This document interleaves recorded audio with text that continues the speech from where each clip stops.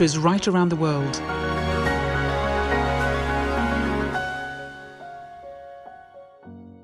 Hello, Om Shanti, and thank you for joining us for today's Masterclass, one of 21 Masterclasses in New Consciousness, a whole series looking at new ways of thinking, being and doing in today's rapidly changing world. Of course, all of us are observing the current regulations there for our physical safety, but are we also just as observant to the spiritual laws which are there to keep us calm and protected and feeling safe from within? My name is Philippa, and I'll be with you throughout the series as we hear from speakers right around the world, from all backgrounds, from all walks of life, who will all be sharing with us their navigational tools for coping with this time of change. Now, one of the experiences that we've all had of the coronavirus lockdown is that we have had more time to spend with ourselves. We've been at home, we've not been going out to work, we've not been socializing, doing all the things that we would normally do that distract us, you could say, from ourselves. And so what's happened as we've been on our own is we've been forced to face ourselves. We've been forced to look at our thoughts, because the mind is a tricky thing. It can be our friend sometimes. It can lead us to a productive place, or it can actually work against us and bring us down into a place of negativity, of anxiety, of depression. So how do we get hold of this tricky customer called the mind and bring it to a place where it's actually serving us? This is the topic that we are looking at today. You could argue it's one of the biggest topics that we're covering in this series because it is so important. My mind, friend or foe. Now, all the speakers in this series are students and teachers of the Brahma Kumaris World Spiritual University. As the name suggests, it's a place for understanding the self, for understanding the soul. The organisation has teaching centres in over 110 countries right around the world, and an active presence in even more countries than that. It was established in India in 1936 through a series of visions and teachings that came through the founder, Brahma Baba, teachings which feel very much as if they are geared towards this current transitional period, this time of change that we are all living through, relevant and vital to today's experience. The founder decided quite early on that it should be women that were in front, and that has made the Brahma Kumaris the largest spiritual organisation of its kind in the world to be led by women. And we have one of these powerful women with us as our guide today in helping us understand this topic of the mind, someone who has been practicing meditation for over 40 years, so very much the main focus of her life throughout this period of time. She was also amongst the first group of Westerners who came across the Brahma Kumaris back in the mid-70s. So Maureen Goodman is our guest, she's our speaker, she's the Programme Director of the Brahma Kumaris UK, she's based in London. She's also the Brahma Kumaris representative at the United Nations in Vienna. And through her work, she's active in many community groups, many community settings, including prisons, healthcare, education, youth, women's issues, interfaith dialogue, and a dialogue for change within organisations at an executive level called Spirit of Humanity Forum. Maureen, thank you so much for being with us today and for being willing to take on this massive topic of the mind. Thank you, Philippa. Have you with us. Thank you. And thanks for the introduction. Thank you. The mind is a massively important topic, and you could say in a way that it's the mind of humanity that is running the show at the moment, for good or for better or for worse. In terms of trying to change the world out there, do you think the mind is probably as good a place as any to start? Well, if I was to give a one-word answer, I would say yes. But let me expand on that a little bit more. And I think often people don't make the connection necessarily between what is going on within their mind and what is happening externally for them. okay, one is the world and the bigger picture, but even just to look at it on a more personal level, my thoughts really shape for me my experience of life. And as you said in your introduction, if my thoughts are negative in any way, maybe critical of someone, maybe critical of myself, and very often we get into that self-criticism, don't we? Or maybe my mind is, I'm having angry thoughts about something. What's going to be my state of being? And what will people feel from me? What kind of atmosphere will I create around me? And I do think we all feel different atmospheres from people. Somebody I'll feel, yes, I like to be around them because they're very calm and they make me feel calm. And others you say, well, I won't stay in their presence for too long because, I feel that they don't have a good attitude, whatever it is. So our thoughts are not private. Our thoughts do communicate through the vibrations and the atmosphere that we put out into the world. But then, of course, the impact on the self. If I'm having those negative thoughts, then how am I feeling? Do I have inner happiness at that time? And, it's like things become a habit. The more I think in a certain way, the more I tend to keep thinking in that way, negative or positive. There's that saying, you are what you think. Well, I think it's true. And also the effect on your physical health as well. And of course, now it's very clearly established that many diseases are connected to the state of the mind, psychosomatic diseases. And I think what's very interesting about this particular point in time is that the more positive the mind is, then that's going to help boost up your immune system. And that's something that we all need right now. When you have a number of people thinking in a certain way, the atmosphere is multiplied. And it's multiplied more than the sum of its parts, if you know what I mean. Like you can have 10 people, but the effect is much greater. It's amplified. And so we do see in the world at the moment this wave of fear, of uncertainty, for many people, anxiety. People are finding it difficult to cope. I was just seeing on the news today how the mental health systems in Italy are now being very, very overstretched because people are feeling the effects of the isolation after so many weeks. So you have this wave. And so either I can be impacted by that and then my mind moves in the same direction, or is there a new wave I can create with my mind and with others? So I wanted to bring it to that. Yeah. So really the mind is the linchpin between my inner experience, the outer world, and the one is affecting the other in a very powerful way. Yeah. Before we start drilling into the actual functioning of the mind, can we first frame it in the context of how at the Brahma Kumaris you understand the self? Because many people are used to thinking of themselves as being a body, and their body is what's driving the show, and their soul is maybe an aspect of who they are.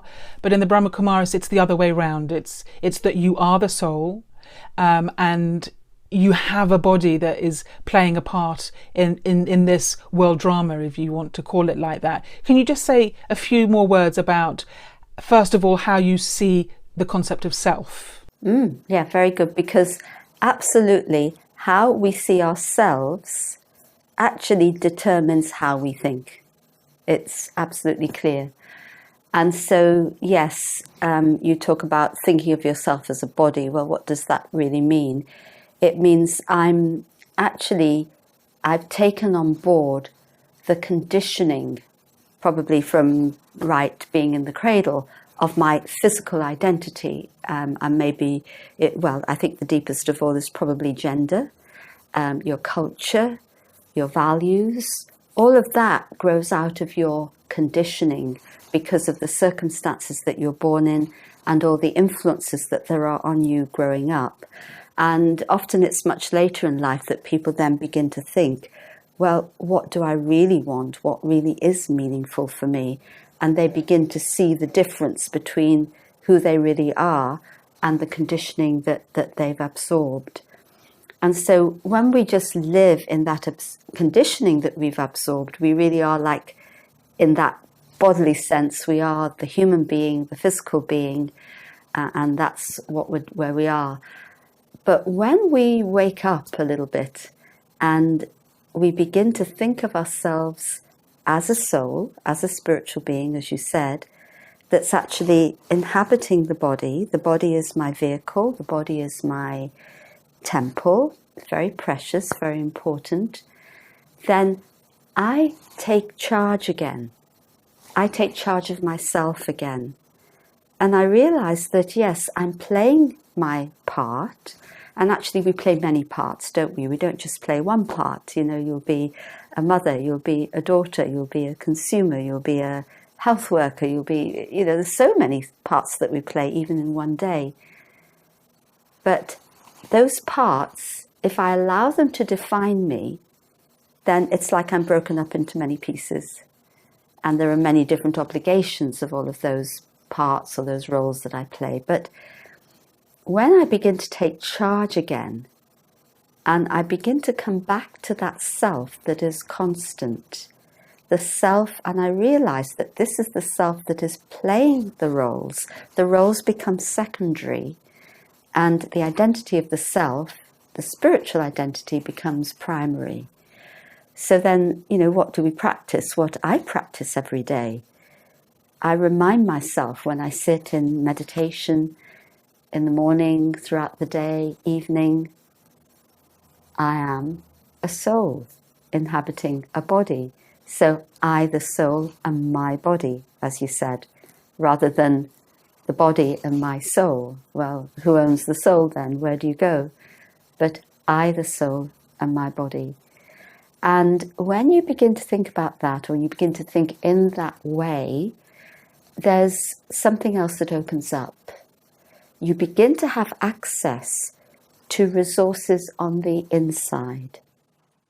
When you're just thinking of yourself in that physical identity, then it's as if the mind becomes very cluttered. And so, you know, it's like when your office or your bedroom is full of clutter. You know, you can't think properly and it takes time to do things. And when you clear away the clutter, oh, it's like, you know, a relief. You can see clearly. Okay, that's the physical, and it does have an impact on the mind. But here we're clearing the clutter of the mind, of the conditioning over however many years.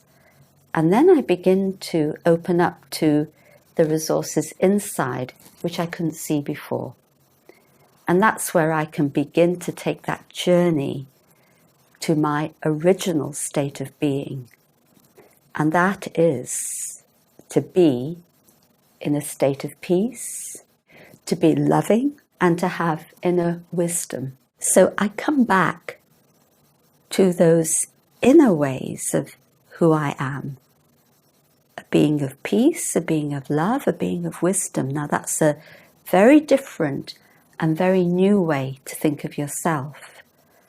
But imagine how much self-respect it brings, how much it helps you to value yourself, and how much it helps you to navigate a path through life in a very conscious way, making conscious choices based on your inner wisdom, and knowing that you want to maintain this state of being. It becomes like an anchor for you.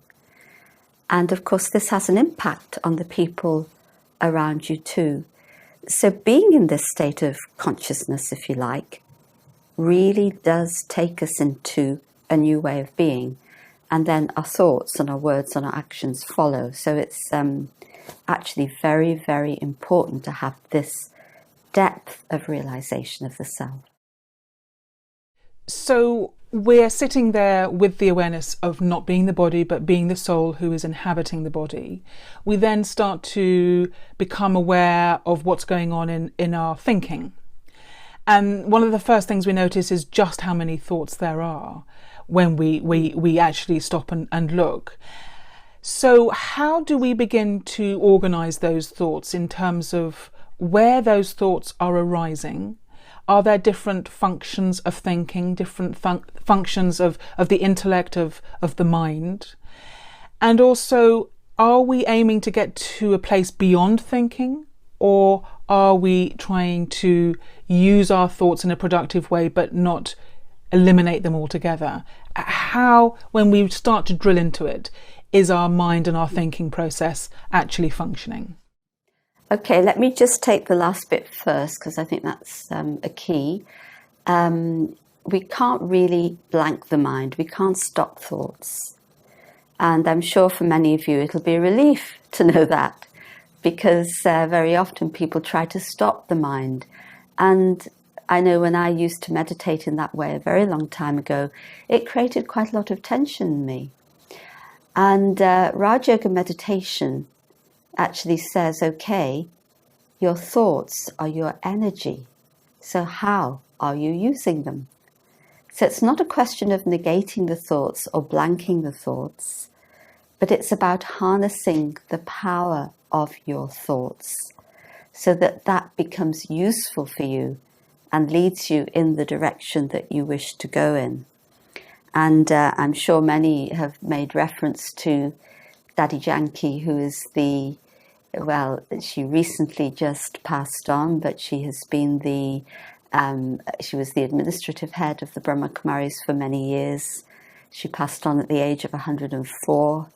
She would talk about this. She would say, there's your thoughts and your breath and your energy, and they're all connected. So that when thoughts are going fast, too fast, there's worry. How's your breathing? It's shallow. How's your energy? You're tired. And when thoughts are calm, and when you have these good thoughts about the self, about your original state of being, these thoughts are not fast. They're slow. They're meaningful. So each thought is meaningful. A thought is not wasted. That means that every thought carries a powerful energy. So then when there's a powerful energy in your thinking, what happens to your breathing? It's calm. You're able to breathe more deeply. What happens to your energy? Of course, you have more of it. It's a completely different way of being. And so this is very important to understand and pay attention to. And of course, thoughts come from many different places. We talked a little earlier about the influences. And yes, we all know it. Somebody says something and I think about it. And often another person's opinion becomes my opinion, not necessarily because I agree with it, but because I want to do what the other person wants. I'm thinking about what they think of me, or I want their approval, that sort of thing. But what do I really think is right? Am I processing that using my own inner wisdom? Or, you walk out somewhere, and I know now we go out for exercise, and I see something, I think about it. I hear something, I think about it. There's all these external sources of thought, but then there are the internal sources of thought. And these too can be many. And of course, all the things that have happened to me during my life are stored inside. They actually are recorded in the soul. The soul is a fantastic recorder. And so they may pop up from time to time. Old memories, old attitudes, old ways of thinking.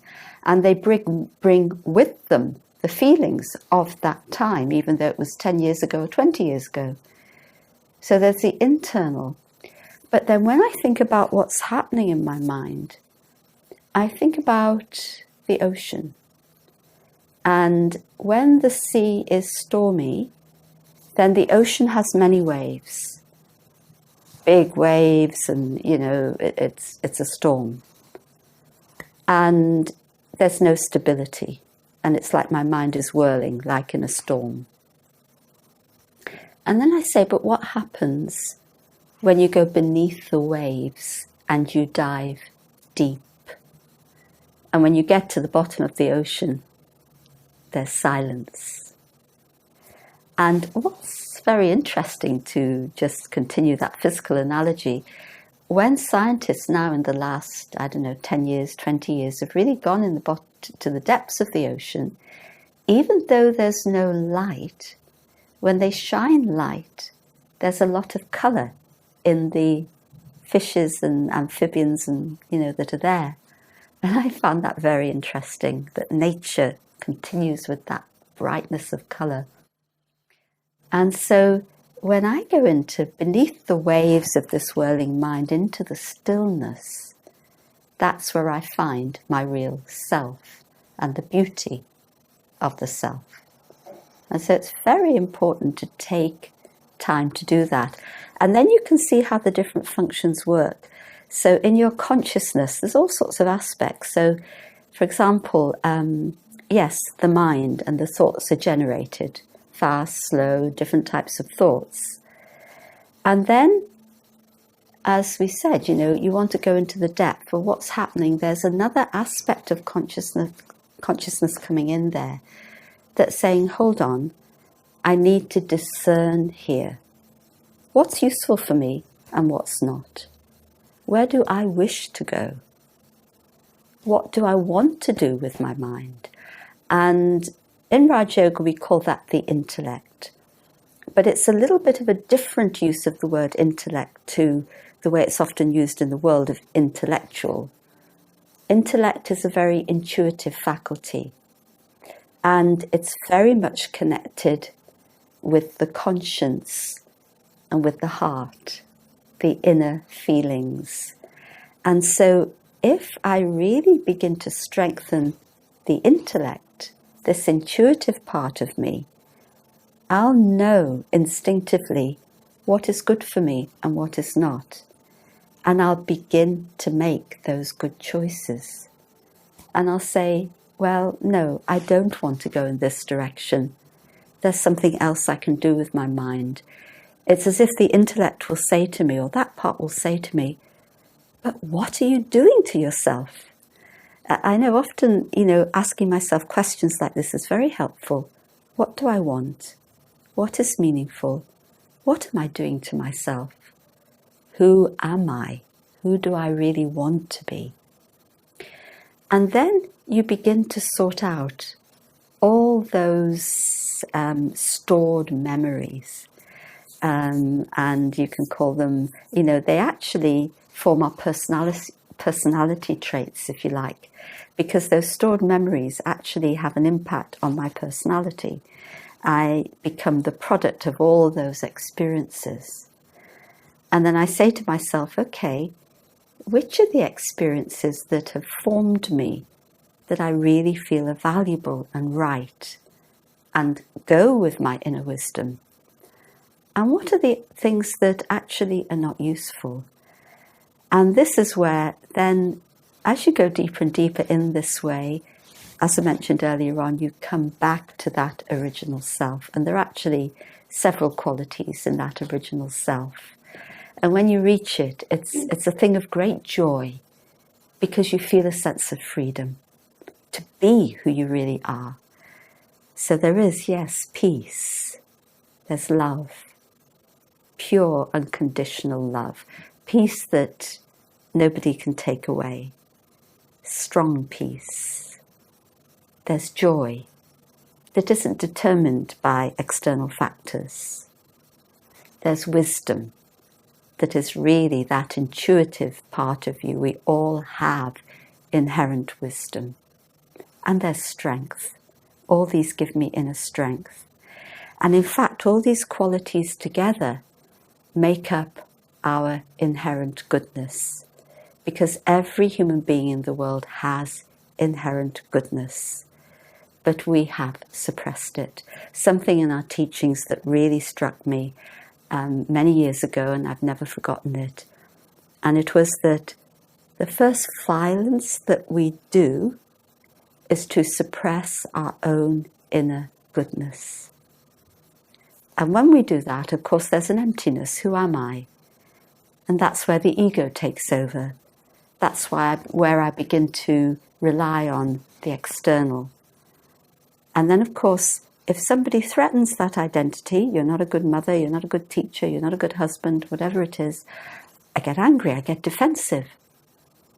And of course it can lead to violence eventually, because I have that emptiness. I'm not with myself. I'm not my true self. And you extrapolate that and it leads to war, actually. And what is war based on? My territory, my identity, my culture, I and my separation. And so it's now, I feel, the time for us all to come back to our original state of being and our inherent goodness that we all share as a human family, irrespective of our culture and background and everything else. And this is what the world needs now. It's very interesting clarification of these different functions of our thinking between the intellect, as you're saying, which is making decisions, is using the power of discernment, and our mind, which is in the moment responding to things that are arising. And can I just be clear that you're seeing those functions as part of the soul rather than as part of the brain? Yes. Because for many people, they just see that as brain function. But within the Raja Yoga teachings, actually you're saying that these are aspects of the soul itself, and as such, they go with you when you pass on. Is that right? Absolutely. So these are functions of the consciousness, and the consciousness is the soul, the conscious living being. Now, that conscious living being, the soul, has to work through the body, which means it has to work through the brain. And so you do need your brain to be in good order.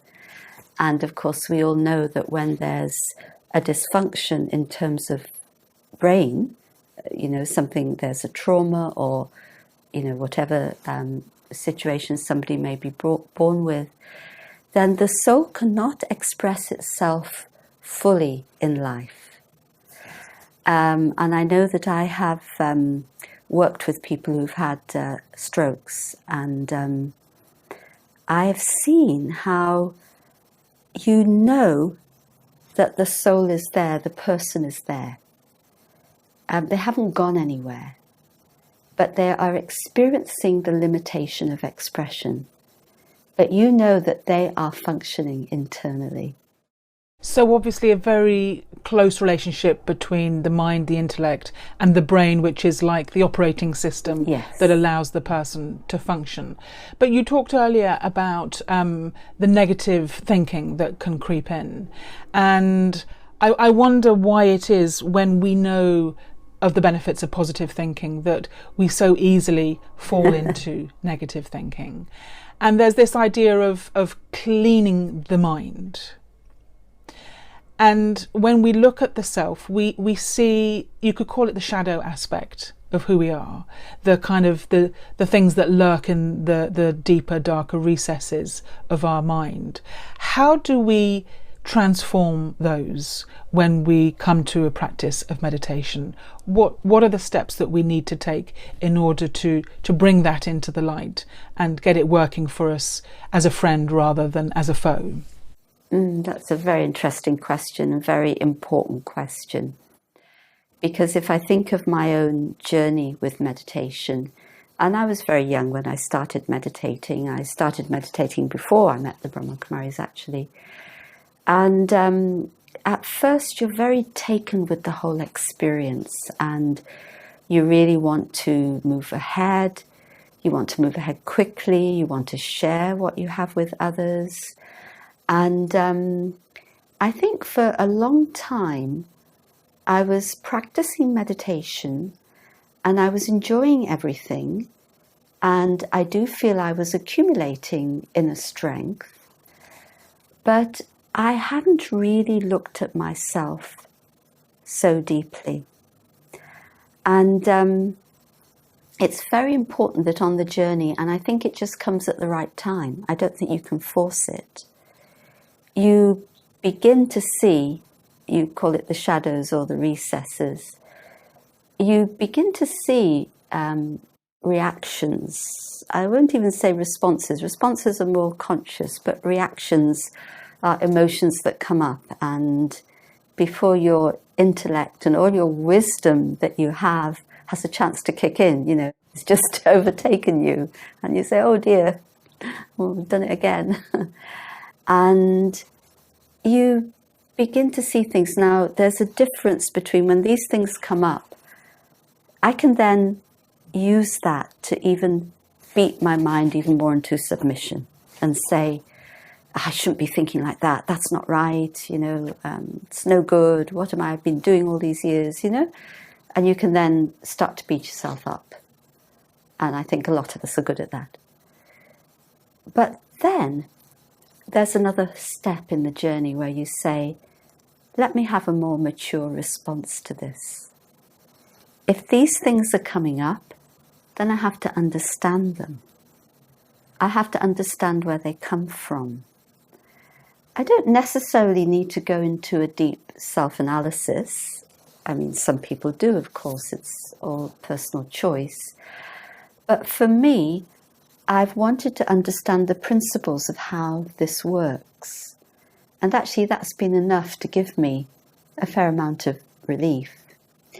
On a very personal note, last year I went through some physical illness, and it was at that point that I realized how much my emotions were connected with what I was going through.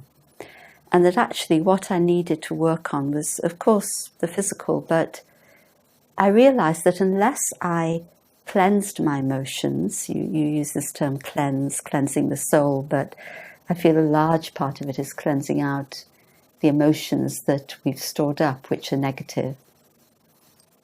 And I realized that unless I understand this and cleanse it, I'm not going to get better physically. And so it was a two-pronged journey, ongoing, absolutely. But I felt good about it because I felt, okay, I'm doing something for myself that is good, that is right. I'm learning to be truly honest with myself, and honest with myself in front of God. And of course, then God gives you the strength, the courage, the help to take that next step. And it's been very helpful for me personally, but I've seen many people going through this kind of step and accepting themselves for who they are. I have these emotions, and they may come from childhood. And for me, I couldn't quite make all the connections. And then, those of you, many of you, if you think about the soul as a being, of course, the soul can take rebirth. And some of these things come from past births, and they're stored in the soul as very strong traits, very strong habits. And so then, once I began to understand that and that I have these, I felt it's okay. Now I can step away from it. I'm no longer confused by it. I'm no longer scared of it. I understand what it is that's going on inside. And I know it was because of meditation over those years that gave me the strength to do that and to come out of the other side. But as I say, a work in progress always. There are layers and layers. And the problem is that these, or the challenge, let's say, that these traits of negative reactions or emotions, they're quite ingrained habits. And so so it's a question of us trying to now replace those with very new habits, good habits of thinking and emotional well-being. And then the old habits fade away. For example, at one point, I realized that if I keep thinking about someone a lot, or a situation a lot, it means I want to control it. Gosh, really? Then I began to see how, when you think something should be different, or they shouldn't do that, or why they're doing that, you want control over that person's life. And I said, that's wrong. Let them live their life and let me be free. So it's things like that that you come to realize. in your patterns of thinking, and then you say, okay, now I can think differently. And harnessing that inner strength and those inner qualities, I can begin to think in a different way and move forward. We said earlier that it's a natural function of the mind to think, and that in meditation we're not trying to get beyond thinking but direct our thoughts. And at the heart of Raj Yoga is this word yoga, which means union or connection. And you've mentioned a few times your connection with the divine, with the presence of love, of God, or of whatever word you're using. And there's also this lovely mantra, you could say, of be mine with your mind, which in Hindi is man man above, which is about connecting your mind to the mind of God.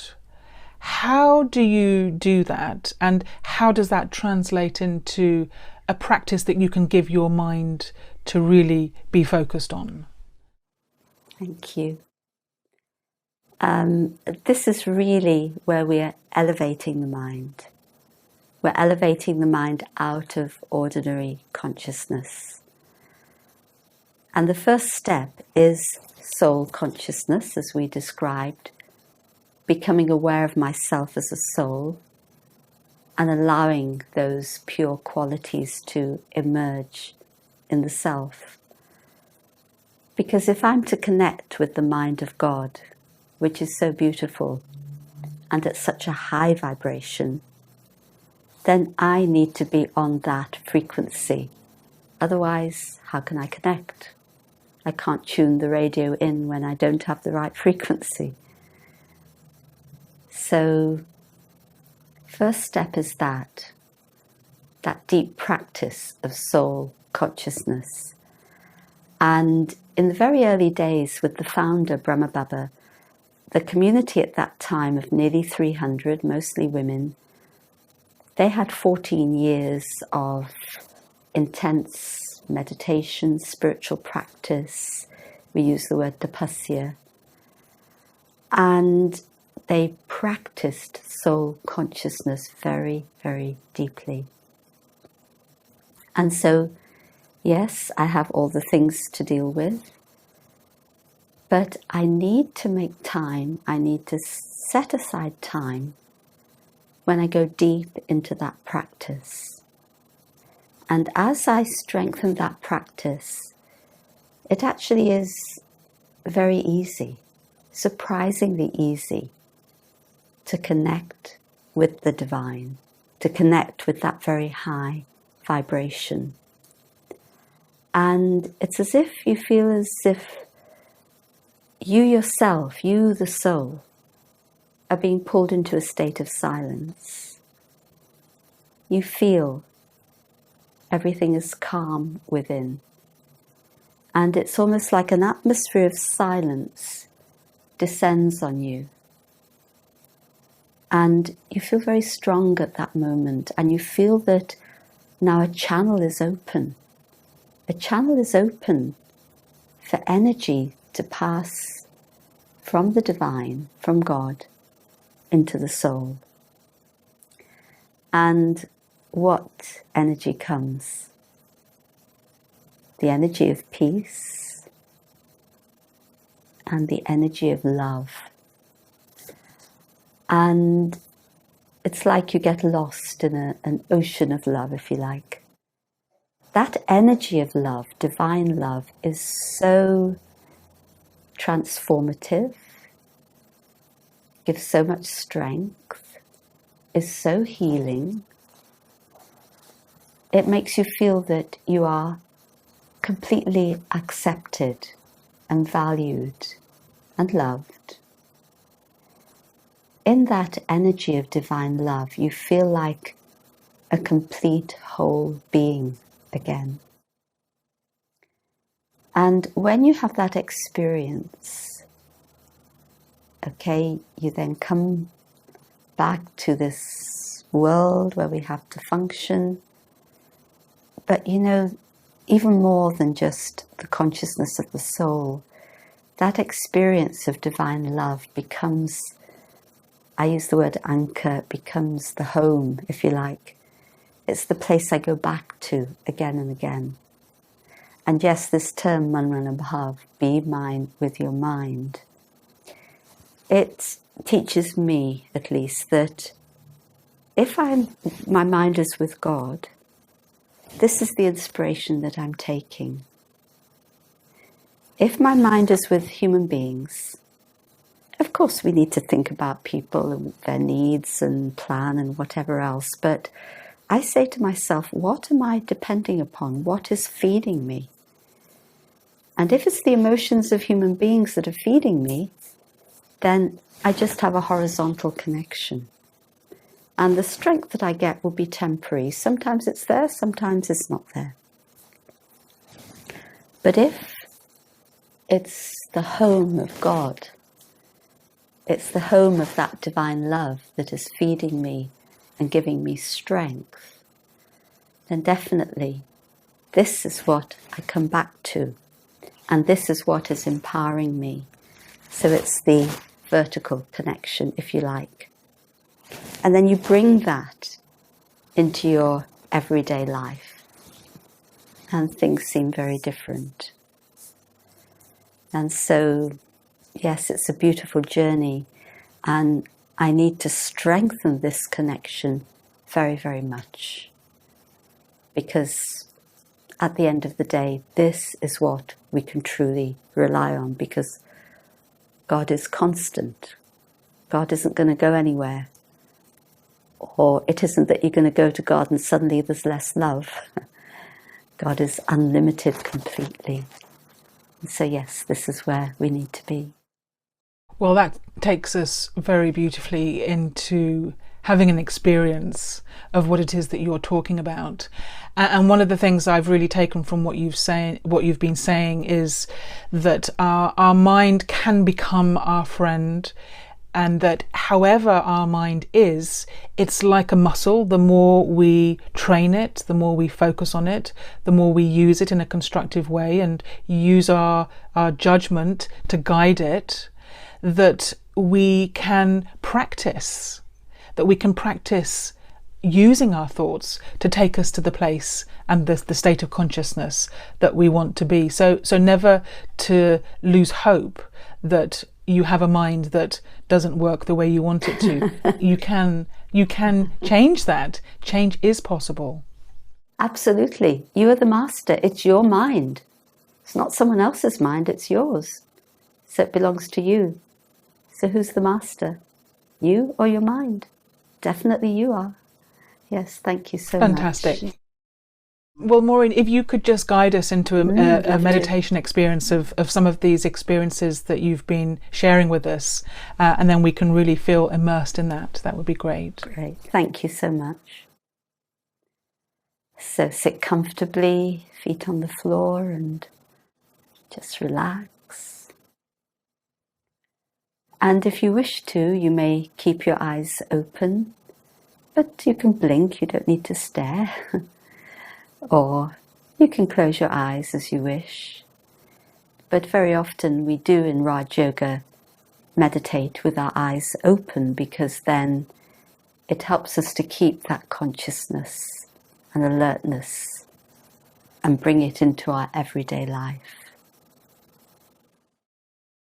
So I'll share a few thoughts as we go on our inner journey.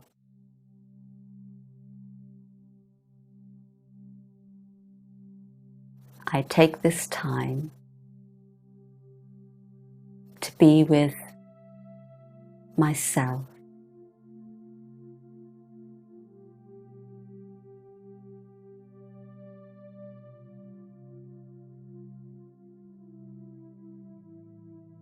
As I go inside, as I use my thoughts for that inner journey, I see that there are many aspects of myself, many layers of experiences, many different identities,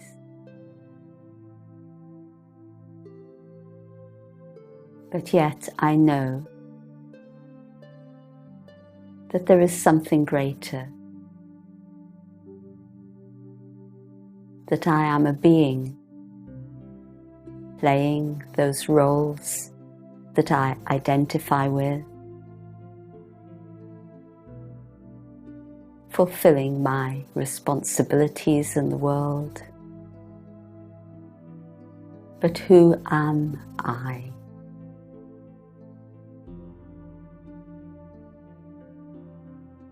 As I go deeper into this question, I realize that I'm not a physical being. The body is physical. It is a vehicle for I, the spiritual being, the soul. I am a being of light.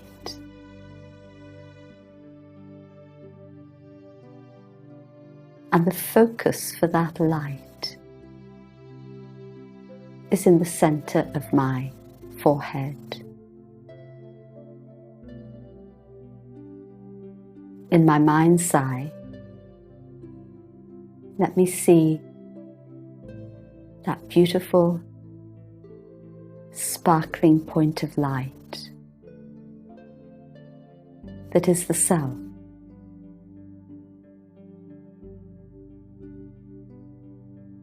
I focus on that light, bring all my awareness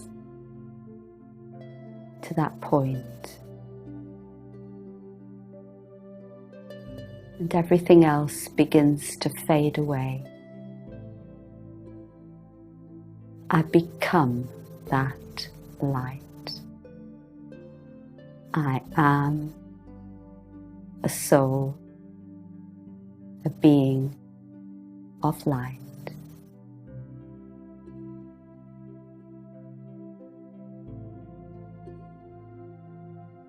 And in this state of being, I experience my true, original state of peace.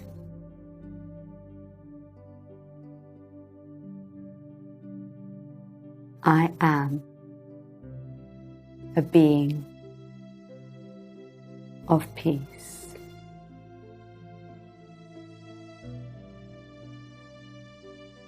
I am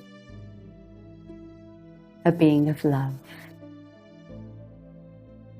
I am a being of wisdom.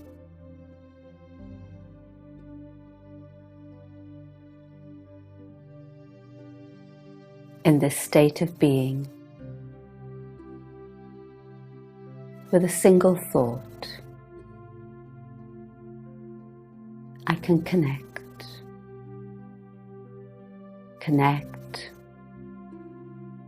with that being that is greater than myself,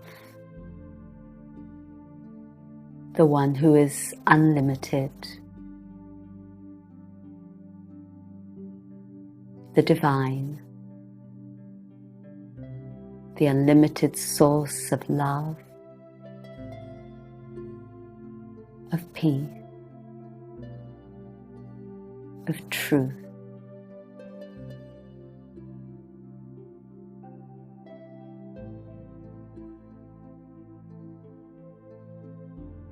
I feel that energy of love flow into the soul, into my being.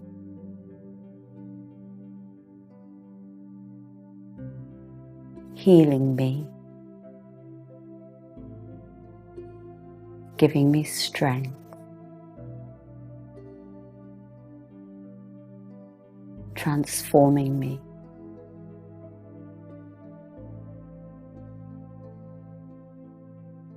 And that energy of love overflows out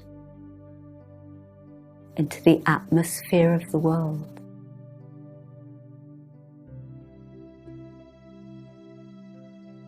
I become an instrument to share that divine love with a world in need. Gradually,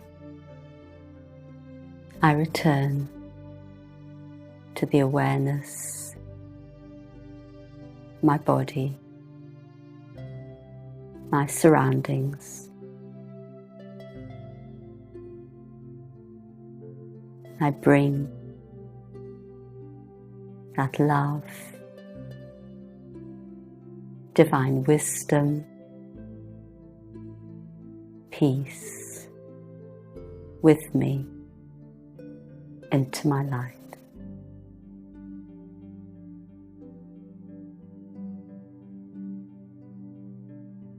Om Shanti, I am peace. Thank you. Thank you so much, Maureen. That was really beautiful. Thank you very much. Thank you for being with us. I hope you'll join us next time on our 21 Masterclasses in New Consciousness. Until then, take care, keep safe, Om Shanti, and goodbye.